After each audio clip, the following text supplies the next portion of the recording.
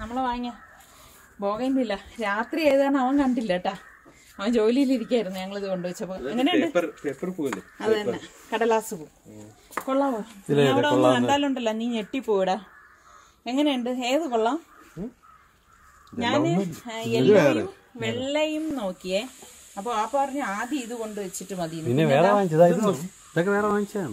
ഇതിന്റെ പേര് എനിക്ക് കറക്റ്റ് അറിയത്തില്ല കേട്ടോ. ഒരു ജമന്തി പോലത്തെ അല്ലേ?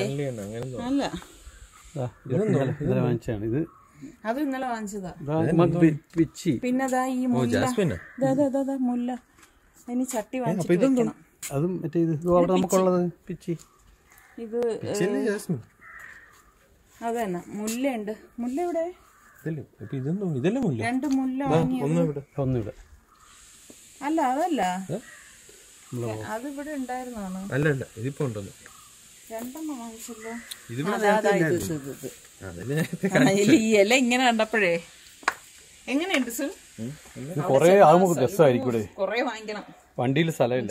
നമുക്ക് ഇത്രയും വെച്ചപ്പോഴേക്ക് വണ്ടി നടന്നു.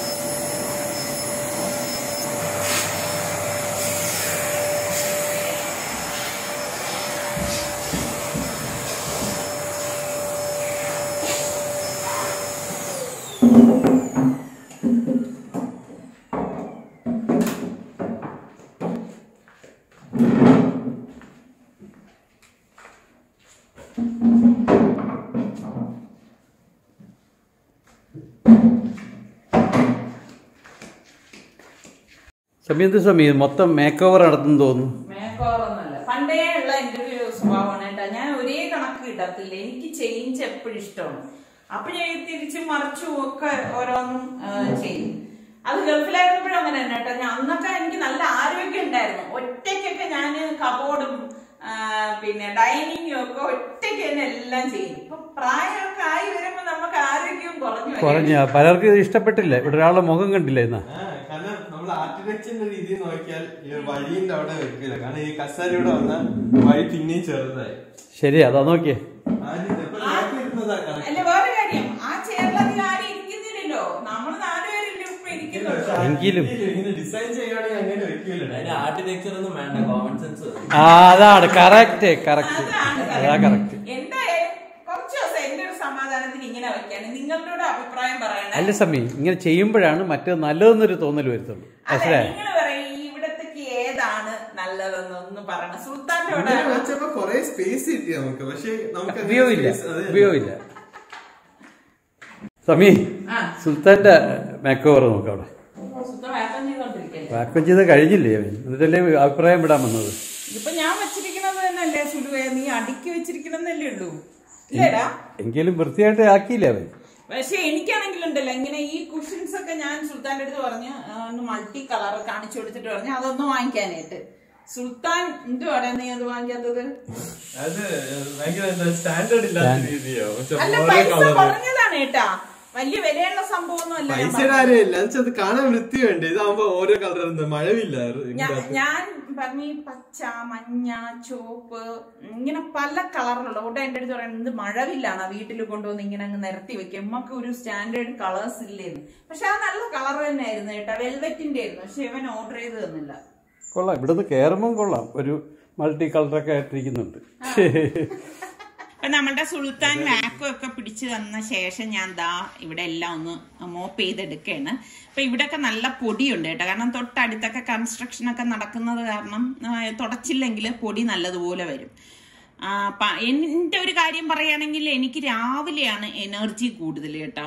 എല്ലാവർക്കും അങ്ങനെ തന്നെ ആയിരിക്കും, രാവിലെ ആയിരിക്കും എനർജി കൂടുതൽ. പക്ഷെ ആ എനർജി ഉള്ള സമയത്ത് ഞാൻ എന്നാൽ കഴിയണ മാക്സിമം ജോലികൾ ചെയ്തു തീർക്കാൻ ശ്രമിക്കും. കാരണം എനിക്കറിയാം ഒരു ടൈം കഴിയുമ്പോഴേക്കും നമ്മളുടെ എനർജിയൊക്കെ അങ്ങ് നഷ്ടപ്പെട്ടുകൊണ്ട് വരും കേട്ടോ. അത് ഞാനിങ്ങനെ എന്നെ തന്നെ പഠിച്ചുകൊണ്ടിരിക്കുകയാണ്. അതിൽ നിന്ന് മനസ്സിലാവുന്ന ഓരോ കാര്യങ്ങളാണ്. നിങ്ങൾക്ക് എങ്ങനെയാണ്? രാവിലെ ജോലി ചെയ്യാൻ തന്നെയാണോ ഇഷ്ടം? രാവിലെ ചെയ്യുമ്പോൾ നമുക്ക് ഇപ്പൊ നമ്മള് വീട്ടിൽ തന്നെ ആണെങ്കിലും രാവിലെ വീടൊക്കെ വൃത്തിയാക്കി വെക്കുമ്പോൾ പിന്നെ ഒരു ഗസ്റ്റ് വന്നു കഴിഞ്ഞാൽ നമുക്ക് പിന്നെ ഒരു എന്താ പറയാൻ നമുക്കൊരു നാണക്കേടൊന്നും വരേണ്ട കാര്യമില്ല. കാരണം നമ്മളെല്ലാം റെഡിയാക്കിയൊക്കെ ഇട്ടിരിക്കുകയാണല്ലോ. അല്ലാതെ നമ്മൾ മടി പിടിച്ച് പിന്നെ ആവട്ടെ എന്നൊക്കെ പറഞ്ഞിട്ട് വെക്കുമ്പോഴാണ് നമുക്ക് പിന്നെ അങ്ങോട്ട് ജോലി ചെയ്യാൻ ഒരു ഉഷാറും ഉണ്ടാവത്തില്ല. അപ്പൊ ഞാൻ എന്നാൽ കഴിയണ ജോലിയെല്ലാം മാക്സിമം രാവിലെ തന്നെ ചെയ്തു തീർക്കാൻ ശ്രമിക്കും. അപ്പൊ ഇനി ഞാൻ ലഞ്ച് തയ്യാറാക്കാൻ പോവാണ്. ഒരു അടിപൊളി വളരെ സിമ്പിളായിട്ട് നിങ്ങൾക്കൊക്കെ ഇഷ്ടപ്പെടുന്ന ഐറ്റംസ് ആണ് ഇന്നത്തെ ലഞ്ചിൽ ഉൾപ്പെടുത്തിയിരിക്കുന്നത് കേട്ടോ. അപ്പൊ അതിന് വേണ്ടിയിട്ട് ഇതാ 2-3 ചുവന്നുള്ളിയും വെളുത്തുള്ളി അല്ലി ഇതാ ഒരുണ്ട ചെറുതാണ് കേട്ടോ എടുത്തിട്ടുണ്ട്. ഇപ്പൊ നമ്മള് വലിയതൊക്കെ ആണെങ്കിൽ ഒരു 4-5 എണ്ണം മതിയാകും. എന്നിട്ട് നമുക്ക് ഇഞ്ചി വേണം ഇതുപോലെ അത്യാവശ്യം ഈ ഒരു ചെറിയ പീസ്, തീരെ ചെറുതല്ല, ഈ ഒരു സൈസിന്. എന്നിട്ട് നാരങ്ങ വലിപ്പത്തില് പുളി എടുത്തിട്ടുണ്ട്. അപ്പൊ വെള്ളം ഒഴിച്ചിട്ട് ഞാൻ ഇതുപോലെ ഒന്ന് മിക്സ് ചെയ്ത് മാറ്റി വെക്കും പുളി ഇറങ്ങാൻ. ഈ ചട്ടി കണ്ടോ, ഇത് ഞാൻ പഴക്കിക്കൊണ്ടിരിക്കുന്ന ചട്ടിയാണ് കേട്ടോ. അപ്പൊ ഞാൻ ചട്ടി പഴക്കുന്നതിന്റെ വീഡിയോ ഉടൻ തന്നെ നിങ്ങൾക്ക് പോസ്റ്റ് ചെയ്യാമേ. അപ്പൊ നമ്മള് ഈ കഴുകി വെച്ചിരിക്കുന്ന വെളുത്തുള്ളിയും ഇഞ്ചിയും ചുവന്നുള്ളിയും അതുപോലെ ഒരു കല്ലിലിട്ടൊന്ന് ചതച്ചെടുക്കണം. നമ്മൾ അരച്ചെടുക്കരുത് കേട്ടോ. അരച്ചെടുത്ത് കഴിഞ്ഞാൽ അതിന്റെ ആ ഒരു ടെക്സ്ചർ തന്നെ മാറിപ്പോകും. അമ്മിക്കല്ലിലോ എന്തിലെങ്കിലും വെച്ചിട്ട് ഇതുപോലെ ചതച്ചെടുക്കുകയാവും. അപ്പൊ ഞാൻ ചതച്ചത് മാറ്റി വെച്ചിരിക്കുകയാണ്. എന്നിട്ട് ഒരു 1.5 ടേബിൾ സ്പൂണോളം കുരുമുളക്, മുഴുവനെയുള്ള കുരുമുളകും ഇതുപോലെ ചതച്ചെടുക്കാം. അപ്പൊ നിങ്ങൾക്ക് തോന്നും കുരുമുളക് പൊടി ഉപയോഗിച്ചൂടെന്ന്. പൊടി ഉപയോഗിക്കുന്നതും ഈ ചതച്ചെടുക്കണത് ഉപയോഗിക്കണതും തമ്മിലും വ്യത്യാസമുണ്ട് കേട്ടോ. അത് നമ്മൾ കറികളിൽ ചേർക്കുമ്പോഴേക്ക് അതിലൊരു വ്യത്യാസമാണ്. അപ്പൊ ഞാൻ ചതച്ച് മാറ്റിയിട്ടുണ്ട്. അപ്പൊ ഒരു പാനിലേക്ക് ഞാൻ 2 ടേബിൾ സ്പൂൺ വെളിച്ചെണ്ണ ഒഴിച്ച് കടുക്, ഉലുവ ഉണ്ടല്ലോ, ഉലുവ, പിന്നെ വറ്റൽമുളക്, പിന്നെ നമ്മൾ ഈ ചതച്ച് വെച്ചിരിക്കുന്ന ഇഞ്ചിയും വെളുത്തുള്ളിയും കൊച്ചുള്ളിയും എത്രയും ഇട്ടിട്ട് തീ കുറച്ച് വെച്ചിട്ട് ഒന്ന് ഇളക്കി കൊടുക്കും. അതിനുശേഷം കുറച്ച് കറിവേപ്പില ഇട്ട് കൊടുക്കാണ്. അപ്പൊ ഇത് ചേർക്കുമ്പോൾ തന്നെ നല്ല ഒരു മണം വരുവാണ് കേട്ടോ. ഇനി നമുക്കിതിലേക്ക് ഞാൻ ഈ ചതച്ച് വെച്ചിരിക്കുന്ന കുരുമുളകും 1/2 ടീസ്പൂൺ മഞ്ഞൾപ്പൊടിയും 2 ടീസ്പൂൺ മല്ലിപ്പൊടിയും 1 ടീസ്പൂൺ കാശ്മീരി ചില്ലി പൗഡറും ഏകദേശം 1 ടീസ്പൂണോളം കായപ്പൊടി ഉണ്ടല്ലോ അതും കൂടി ഇട്ട് കൊടുത്തിട്ട് നന്നായിട്ടൊന്ന് ഇത് ഇളക്കി കൊടുക്കാം. അതായത് ഈ പൊടികൾ കരിഞ്ഞു ആയിരിക്കാൻ പ്രത്യേകം ശ്രദ്ധിച്ചേക്കണം കേട്ടോ. ഇപ്പൊ എന്താണ് ഞാൻ ഉണ്ടാക്കണമെന്ന് നിങ്ങൾക്ക് മനസ്സിലായി കാണുമല്ലോ. എന്നിട്ട് ഞാൻ ഇതിലേക്ക് പഴുത്ത ഒരു ടൊമാറ്റോ കട്ട് ചെയ്തതാ ചേർത്തിട്ട് നന്നായിട്ടൊന്ന് മിക്സ് ചെയ്ത് കൊടുക്കും. ഇവിടെ സുൽത്താൻ ഇഷ്ടമുള്ള ഒരു സംഭവമാണ് രസം കേട്ടോ. രസമാണ് ഞാൻ തയ്യാറാക്കണം. എന്നിട്ട് നമ്മൾ ഈ പുളി പിഴിഞ്ഞ വെള്ളം ഉണ്ടല്ലോ അത് ഇതുപോലെ ഒഴിച്ചു കൊടുത്ത് നന്നായിട്ടൊന്ന് ഇളക്കി കൊടുത്ത ശേഷം ഞാൻ ഇതിലേക്ക് തിളച്ച വെള്ളമാണ് ഒഴിച്ചു കൊടുക്കുന്നത്. ഞാൻ ഏത് കറി ഉണ്ടാക്കുമ്പോഴും ഞാൻ തിളച്ച വെള്ളം മാത്രമേ ഉപയോഗിക്കാറുള്ളൂ കേട്ടോ. അത് അങ്ങനെ ഉപയോഗിക്കുന്നതാണ് നല്ലത്.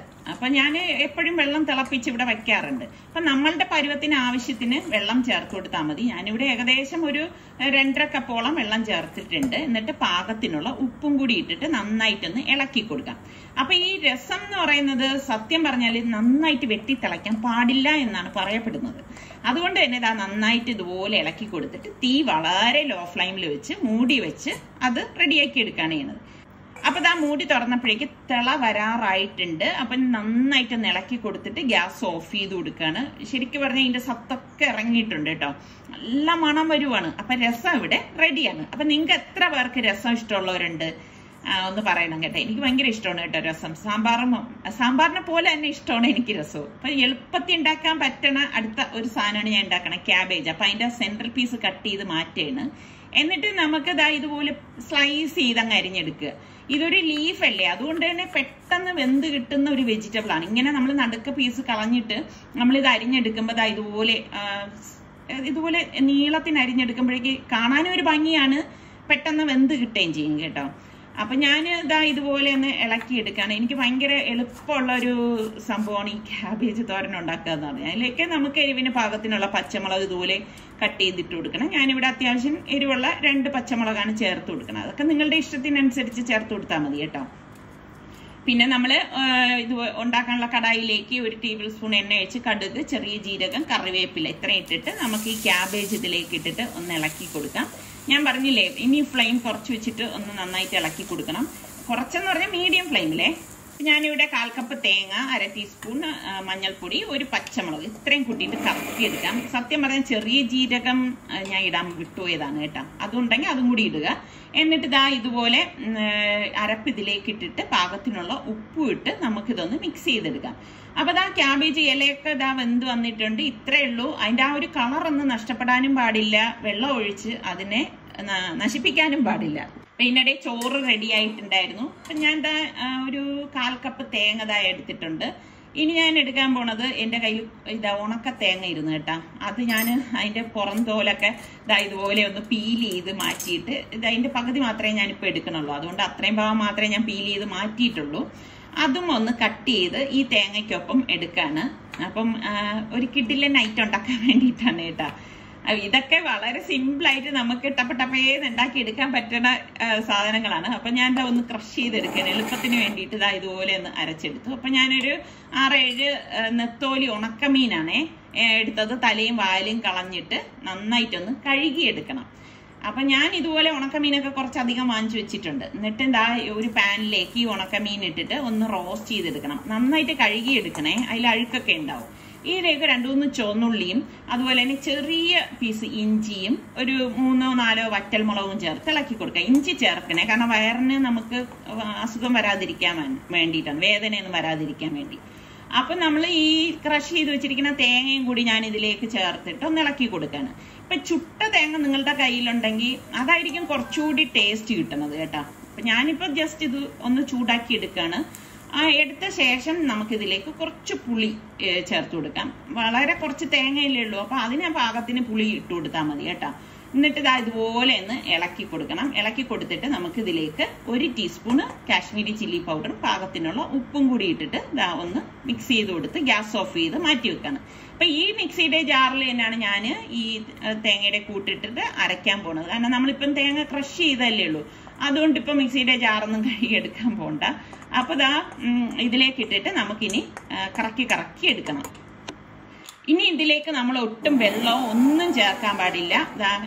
ഒന്ന് കറക്കിയ ശേഷം കുറച്ച് കറിവേപ്പിലയും കൂടി ഇട്ടിട്ട് വീണ്ടും കറക്കി ഇത് റെഡിയാക്കി എടുത്താൽ മതി. അപ്പൊ കിട്ടിലൻ നമ്മളുടെ നെത്തോലി ചമ്മന്തി, ഉണക്ക നെത്തോലി ചമ്മന്തി റെഡി ആയിട്ടുണ്ട് കേട്ടോ.